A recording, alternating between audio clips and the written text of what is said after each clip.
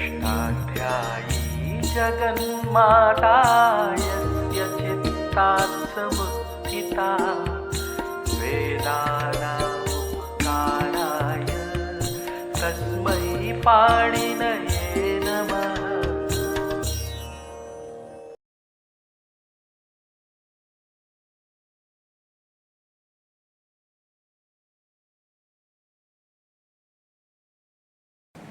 नमः पाणिनये।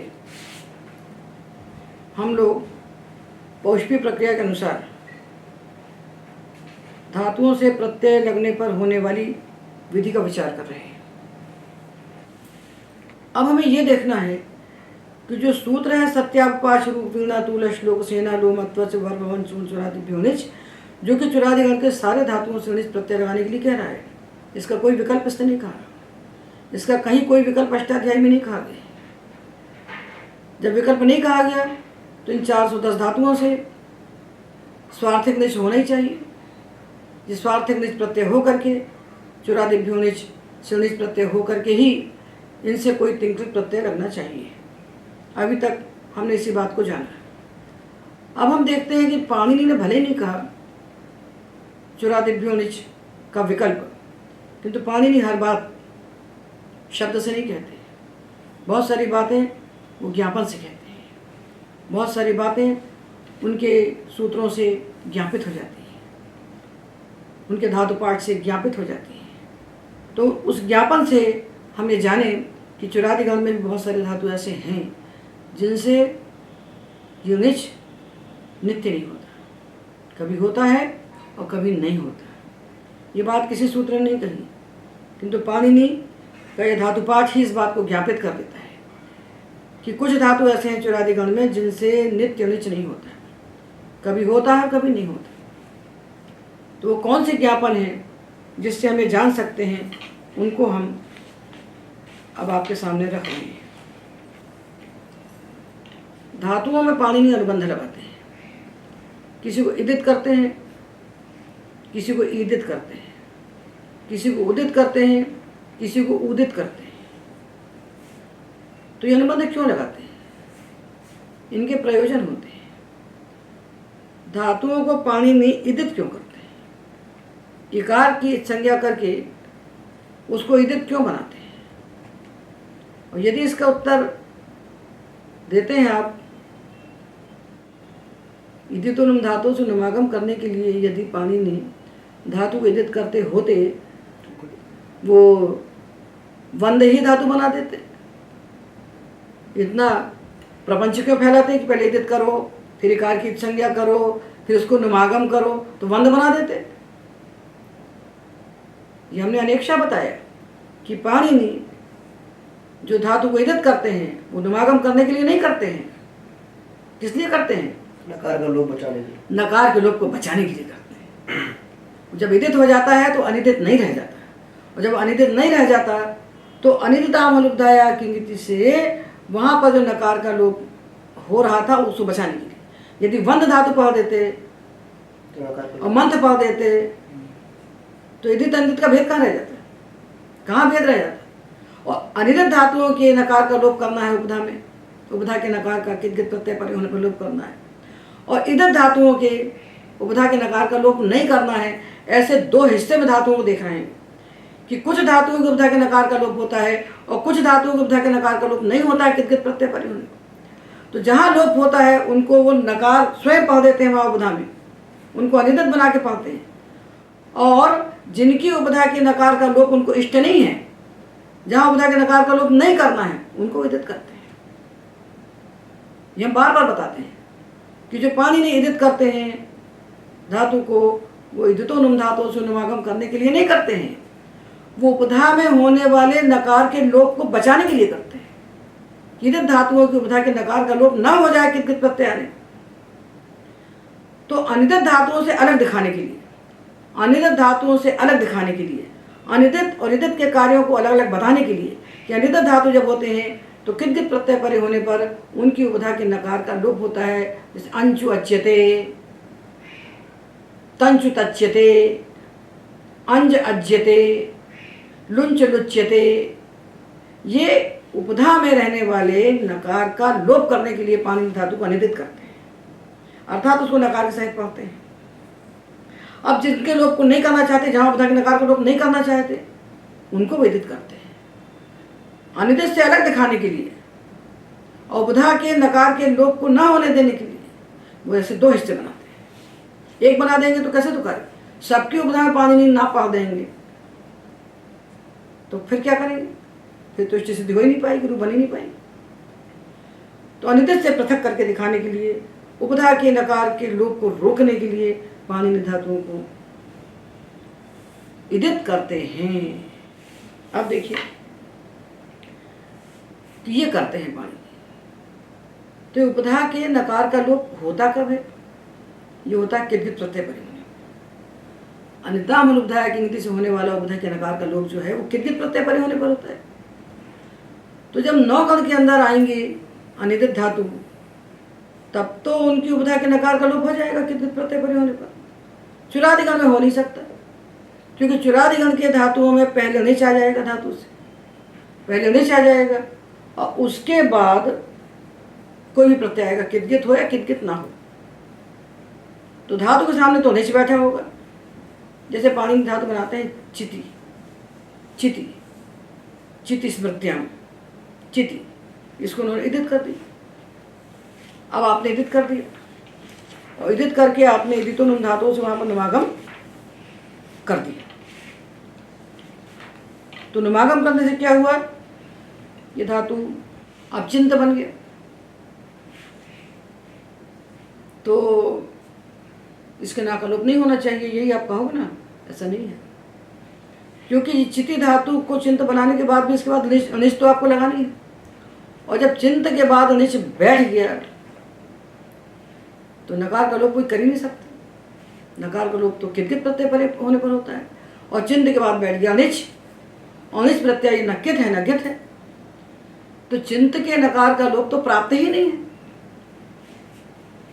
उसको पाणिनि चिंत पढ़ते अथवा चिति पढ़ते, दोनों ही स्थितियों में इस चिति धातु के नकार का लोप संभव नहीं है, क्योंकि इसके बाद तो निच को बैठना ही है। चुरादिगण का धातु है तो चुरादिगण में निच हो ही जाएगा, और निच प्रत्यय नकित है, नगित है, तो उस नकार का लोप तो हो ही नहीं रहा था। तो इदित करण किया जाता है नकार के लोप को बचाने के लिए, नकार के लोप को बचाने के लिए, ना होने देने के लिए इदित करण किया जाता है।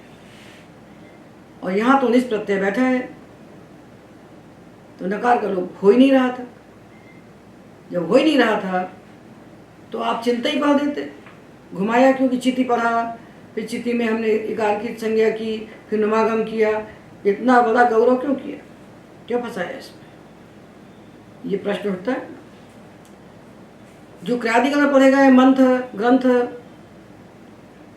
कुंथ, तो ठीक है, यहाँ सीधा स्ना प्रत्यय आने वाला है। इनके बाद जब सीधा कोई किद्गित प्रत्यय आएगा तो इनके नकार का लोप हो जाएगा। तो वदि, मदि, क्रदि जो है, इनको इसलिए इदित किया है कि इनके बाद यदि वंद पढ़ दिया होता तो किद्गित प्रत्यय आने पर ना का लोप हो जाता। तो ना के लोप को बचाने के लिए इदित किया जाता है, यही इदित करण का फल है। तो चिति धातु जो है, या दशी धातु है, या दसी धातु है, चुरादिगण में जो रघी, लघी, ये धातु पढ़े गए हैं चुरादिगण में इदित। ये क्यों इदित किए, इनको इदित करने का तो कोई फल हमको दिखता नहीं, क्योंकि इसके बाद तो निच बैठना है, और निच जब बैठ जाएगा तो ना का लोप प्राप्त ही नहीं होगा। तो जब ना का लोप प्राप्त ही नहीं होगा तो इदित करो कि अनिदित करो। तो इदित करने से अनिदित करना सरल है, क्योंकि वहाँ हमको इस संज्ञा नहीं करना पड़ती, नुमागम नहीं करना पड़ता, चिंत ही पढ़ देते। तब भी पाणिनि ने उसको चिति पढ़ा, तो पाणिनि का इदित करण व्यर्थ हुआ। तो पाणिनि कोई कार्य व्यर्थ तो होता नहीं, तो व्यर्थ होकर उसने ज्ञापन किया कि देखो भाई, पाणिनि है, मान कर चल रहे हैं कि इनसे निच होगा तब तो आप बचा लोगे, जब निच होगा तब तो आप ना के लोप को बचा लोगे। पर हम चिंत पढ़ देते हैं, और जब इनसे निच नहीं होगा तब तो ना का लोप प्राप्त होगा, वो ना हो जाए इसलिए इसको इदित किया है। तो ईदित करण एक ज्ञापित करता है कि चुरादिगण में पढ़े हुए जो ईदित धातु हैं उनसे विकल्प से नीच होता है। जब इनसे नीच नहीं होगा, ये पानी को दिख रहा है, जिनसे कभी ऐसा भी हो सकता है नीच ना हो, और जब इनसे नीच नहीं होगा और इनके सामने कित गित प्रत्यय बैठेगा, चिति धातु से यदि पानी में इसको चिंत पढ़ देते और इससे क्ता प्रत्यय लगाते, ये यक लगाते तो चिंत और यक होता। यदि चिंत धातु पढ़ा होता तो चित्ते बन जाता ना। तो पानी में मान के चल रहे हैं कि ये धातु ऐसा है जिससे कभी निज प्रत्यय नहीं भी होगा, और जब नहीं होगा निज प्रत्यय उस समय आप नकार का लोप ना कर दें, उससे बचाने के लिए पाणिनि ने इसको ईदित कर दिया है। तो ऐसे धातु विकल्प से नीच वाले होते हैं, ऐसे धातुओं से नीच नहीं भी होता है। यही तो पाणिनि का अभिप्राय निकला। तो चिंतयति और चिंतति ये दोनों बन जाते हैं। तो जब हम चिंतति बनाते हैं शब्द लगा कर बिना नीच के, तब वहाँ चिति धातु बना लेते हैं, विकार की संज्ञा करते हैं और नुमागम करके उसको चिंत बनाते हैं। उस चिंत धातु से जब हम कोई भी प्रत्यय लगाएंगे तो लोप नहीं होगा। तो चिंतिता, चिंतितवान, चिंतित्वा और चिंत्यते, कहीं लोप नहीं होगा, यहाँ लोप नहीं होगा। तो जितने धातु पाणिनि ने चुरादिगण में ईदितकरण किया है वो सारे धातु वैकल्पिक निजंत है। उनसे निज प्रत्यय होता भी है और निज प्रत्यय नहीं भी होता है। ये सारे धातु संग्रह करके हमने धातु पाठ में लिख दिए। तो दशी, दंशयते और दंशति, दंशयते दंशति। और जो भ्वादिगण का दंश धातु है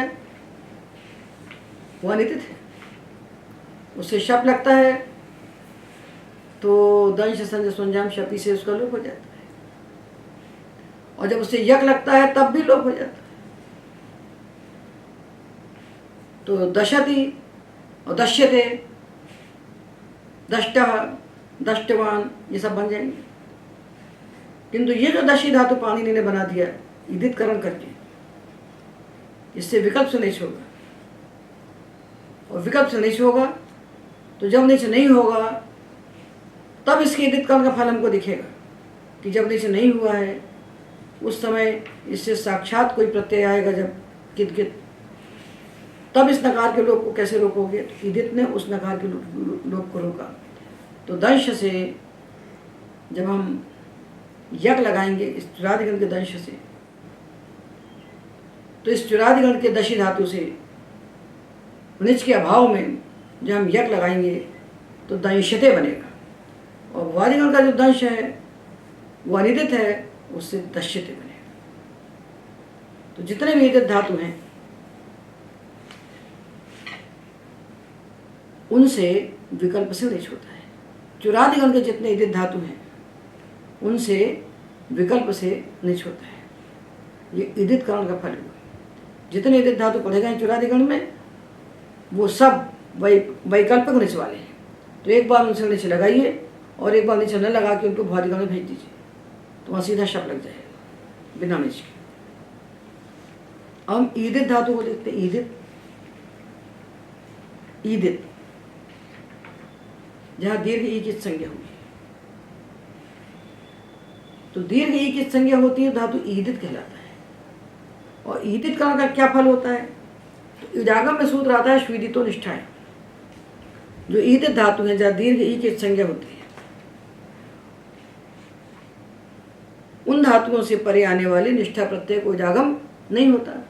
पहले शेष अनेक धातु का विभाजन करते हैं और फिर ईदित करण करके उन शेष धातुओं को अनित बना देते हैं निष्ठा प्रत्यय में। जैसे चिति धातु, चिति संज्ञाने, भ्वादिगण में पढ़ा चिति संज्ञाने, ईदित है। तो चित धातु तो सेठ है, तकारांत सारे धातु सेठ ही पढ़े पानी नहीं, किंतु चिति को ईदित कर दिया। तो ईदित करने से क्या हुआ कि निष्ठा प्रत्यय में ये अनिट हो गया। तो चुरादिगण में क्यों ईदित करते हैं भाई? चुरादिगण में तो नीचे आ जाएगा बीच में, धातु लिया पूरी, पूरी धातु लिया चुरादिगण में पूरी, इसको ईदित कर दिया। अब इस पूरी से हम जब निष्ठा प्रत्यय लगाएंगे, पूरी धातु से अब ताक तब तो लगाएंगे निष्ठा, तो बीच में निच बैठ जाएगा। तो जब निच बैठ जाएगा तो ईदित धातु के बाद निष्ठा मिलेगी नहीं। चुरादिगण के किसी धातु के बाद कोई प्रत्यय नहीं मिलने वाला है, पहले निच मिलेगा बीच में। कोई प्रत्यय हम लगाएंगे, तिंग लगाएंगे, कृत लगाएंगे, साधातुक लगाएंगे, आधातुक लगाएंगे, बीच में निच आएगा। तो वैसी स्थिति में पूरी धातु से साक्षात जब निष्ठा प्रत्यय मिलने वाला ही नहीं है, बीच में निच के आ जाने के कारण, तो इसको ईदित क्यों किया? तो ईदित करण ने व्यर्थ होकर बताया कि इन धातुओं से जो ईदित धातु है चुरादिगण में, इनसे कभी निच नहीं भी होता है। ये वैकल्पिक निच वाले धातु हैं, तो अब निच लगने पर तो आप बना लेंगे पूरिता पूरितवान, वहाँ तो आप बना लेंगे। किंतु जब इनसे निच नहीं होगा उस समय क्या करेंगे?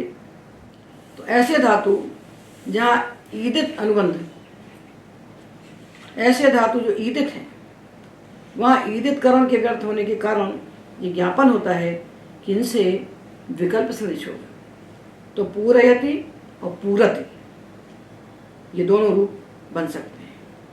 पूरयति भी बनता है और पूरत भी बनता है। तो पूरयति का प्रयोग तो संस्कृत है तो भरपूर मिलता है, और पूरति का प्रयोग लोग करने में डरते हैं। तो ज्ञापन मालूम हो जाए तो दोनों का प्रयोग कीजिए। पूरयति भी बोल सकते हैं और पूरति भी बोल सकते हैं।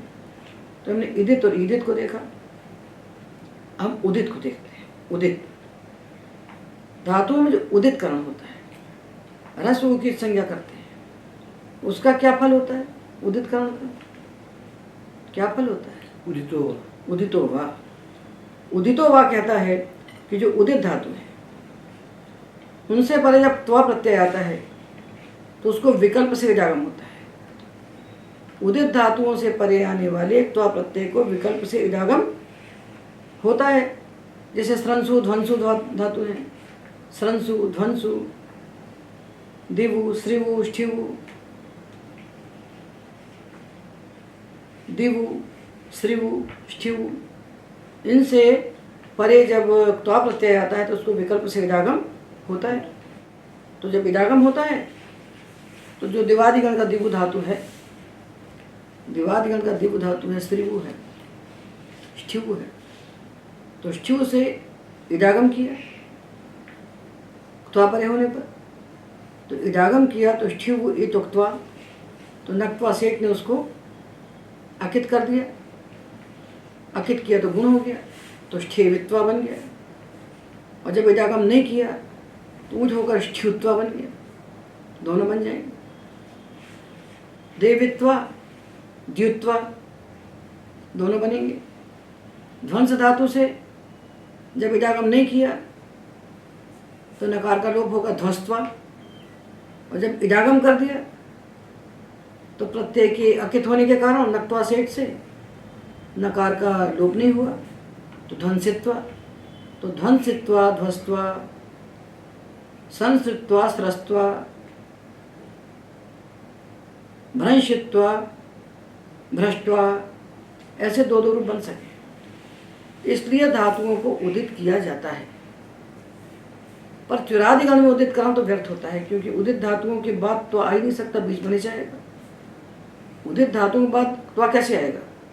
उदित धातु के बाद णिच आएगा, णिच के बाद णिजंत बन जाएगा, उससे तो आएगा।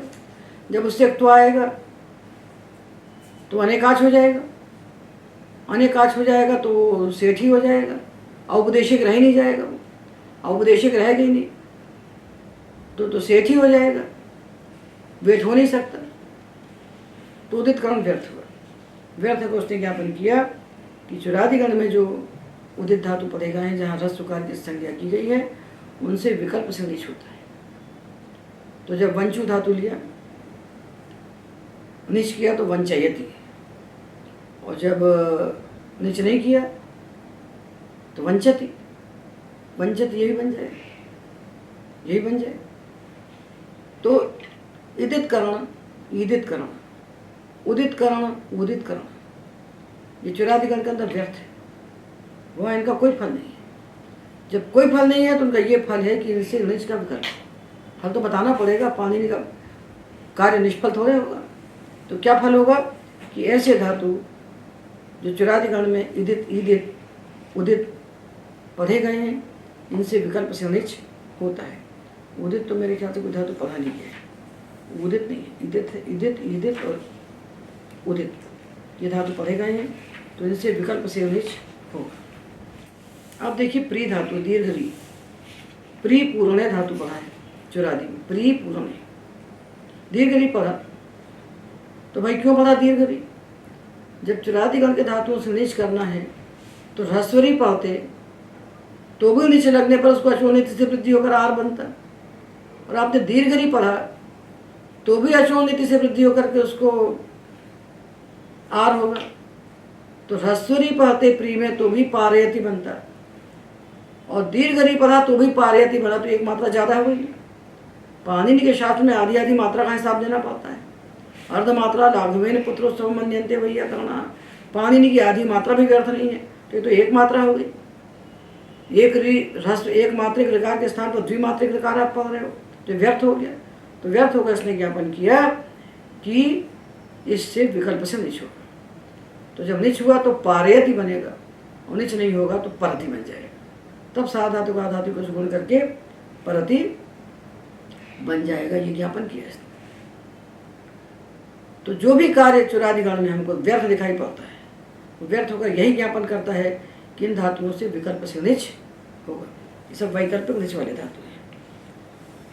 तो इदित ईदित उदित, उदित तो नहीं है कोई। ये सारे धातु हमने इकट्ठे करके यहाँ पर दे दिए हैं। इन धातुओं से विकल्प से निच होगा। इनका अनुबंध कर्म व्यर्थ होकर ज्ञापित करेगा कि इनसे निच का विकल्प होगा। तो ये सारे धातु वैकल्पिक निच होकर के चपि गत्याम, तो चंपयति चंपयते चंपति, क्षपि क्षांत्याम क्षंपयति क्षंपयते और क्षंपति। ये सब इनको उठा लीजिए और ले जाके भौतिकगण में सम्मिलित कर दीजिए। इसलिए हमने इन सारे धातुओं को संग्रह करके इस ग्रंथ में पीछे दे दिया है।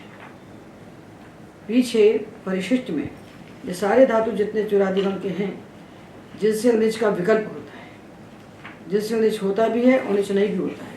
ये देखिए 461 पेज पर, 461 से लेकर के 467 पृष्ठ में, ये 7 पृष्ठों में हमने इन सारे धातुओं को संग्रह करके लिख दिया है कि इन धातुओं से विकल्प से निच होता है।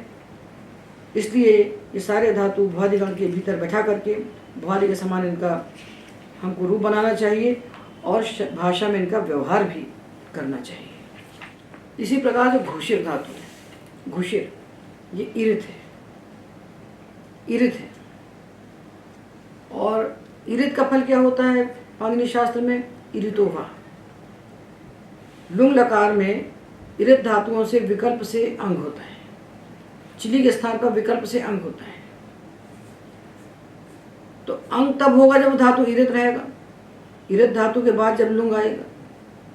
किंतु यहाँ तो जब पढ़ा गया है इसको चुरादिगण में, तो इससे ऋणिश हो जाएगा। अनिश होने से धातु निजंत हो जाएगा, और निजंत हो जाने से ऋणी श्री दूसुभ्य कर्तरी चंग से स्विचंग होगा, तो अंग तो इसको प्राप्ति नहीं होगा। निजंत होने के कारण इसको अंग प्राप्ति नहीं होगा। जब प्राप्ति ही नहीं होगा तो इरित कारण व्यर्थ हुआ। व्यर्थ होगा इसने ज्ञापन किया कि इससे विकल्प से निच हो। तो घोषयति जैसे बनता है वैसे घोषति भी बन जाएगा, घोषयति घोषति।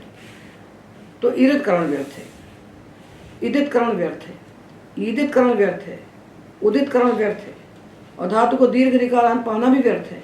इस प्रकार के जितने भी जहाँ जहाँ भी हमको चुरादिगण में ये ज्ञापक मिलते हैं, उन धातुओं से हमें विकल्प से निच करना चाहिए, और भुआदिगण के समान इनसे कर्तरी शब्द करके केवल परस्मैपद पद्मिन के रूप निष्पन्न कर लेना चाहिए। तो ये एक वर्ग हुआ चुरादिगण के भीतर वैकल्पिक निजंत धातु होगा। तो आस्वदीय आदिशीय तो पाणिनि ने स्वयं पढ़े हैं, किंतु ज्ञापक सिद्ध जो हैं ये ग्रंथकारों ने इन ज्ञापनों का फल दिया है। उन्हीं का संकलन करके ये हमने आपके सामने यहाँ पर बता दिया। तो चुरादिगण के भीतर हमको एक मित धातुओं का वर्ग देखना है, एक अदंत धातुओं का वर्ग देखना है, एक आधृषीय देखना है, एक आस्वदीय देखना है, और ये ज्ञापन से जिनसे विकल्प निश्च होता है इनको देखना है। तो केवल निश्च प्रत्यय कैसे लगाते हैं इतने मात्र से चुरादिगण की प्रक्रिया सिद्ध नहीं होगी। चुरादिगण के जो धातु हैं उनका व्यवहार कैसे करना ये भी हमें मालूम होना चाहिए। तो इसलिए सारे ज्ञापकों को जान करके चुरादिगण के सारे धातुओं का हम व्यवहार करें तो इससे हमारा भुआदिगण समृद्ध हो जाएगा, वहाँ धातु बढ़ जाएंगे, यहाँ के जितने धातु हैं वहाँ पहुँच जाएंगे। तो नीचे लगाएंगे तो चुरादिगण के हैं और नीचे नहीं लगा तो भुआदिगण के हैं। इस प्रकार हमने चुरादिगण के सारे धातुओं के लट लोट लंग विधि लिंग चारों नकार निष्पन्न कर लिए। हमें धातु बनाना है निजंत, और उसकी सनाद्यता धातु से धातु संज्ञा करके हमें उसी प्रक्रिया में चले जाना है।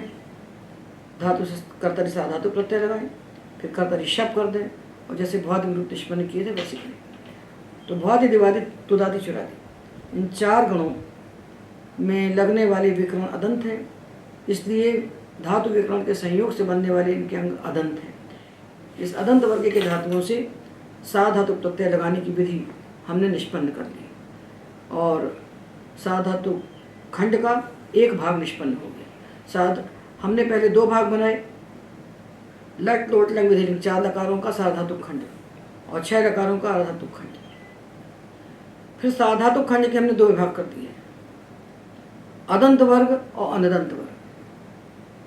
और जब लट लोट लंग विधि लिंग कहते हैं तो वो 9 जो प्रत्यय हैं साधातुकृत तो अपने आप इसमें शामिल हो जाते हैं।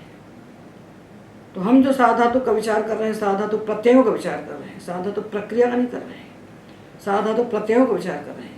तो जब साधातु प्रत्यय कहते हैं तो लट लोट लंग विधि लिंग चार लकारों के प्रत्यय, और जो 9 प्रत्यय हैं शित कृत क्षत्रि शानत चानस शानन खश शायश श्रद्धे श्रद्धे, जो अंतिम रूप बनता है वही इनमें बनता है। उस बात को हम एक बार बता चुके हैं। तो पहले 2 हिस्से बने साधातुक और अर्धातुक, फिर साधातुक के 2 हिस्से बने अदंत और अनदंत। तो अदंत की बात पूरी हो गई। अब ये जो प्रत्यय हमने अदंत वर्ग में लगाए थे ते ते अंते से इथे ध्वे, ये प्रत्यय अब आगे अनदंत में नहीं लगेंगे। अदंत अंग के लिए प्रत्यय अलग है, अनदंत अंगों के लिए प्रत्यय अलग है। निजंत धातुओं के पद के विषय में हमने जाना कि निचष्य सूत्र उभय पद का विधान करता है, किंतु जो आगर्वीय धातु हैं 10 इनसे केवल आत्मनेपद होता है। पद पदयते, कुह कुहयते, मृग मृगयते, गृह गृहयते, अर्थ अर्थयते, शूर शूरयते, वीर वीरयते, सत्र सत्रयते, स्थूल स्थूलयते। 10 धातु हैं। और जो आकुस्मीय धातु हैं उन सबसे भी केवल आत्मनेपद होता है, परस्मैपद पद नहीं होता। तो निचष्य से जो उभय पद कहा गया है वो आकुस्मीय और आगर्वीय धातुओं को छोड़कर हो। इस प्रकार हमने खंड खंड में चुरादिगण से निज प्रत्यय लगाकर होने वाले सारे कार्यों का विचार कर दिया। एतावदेव।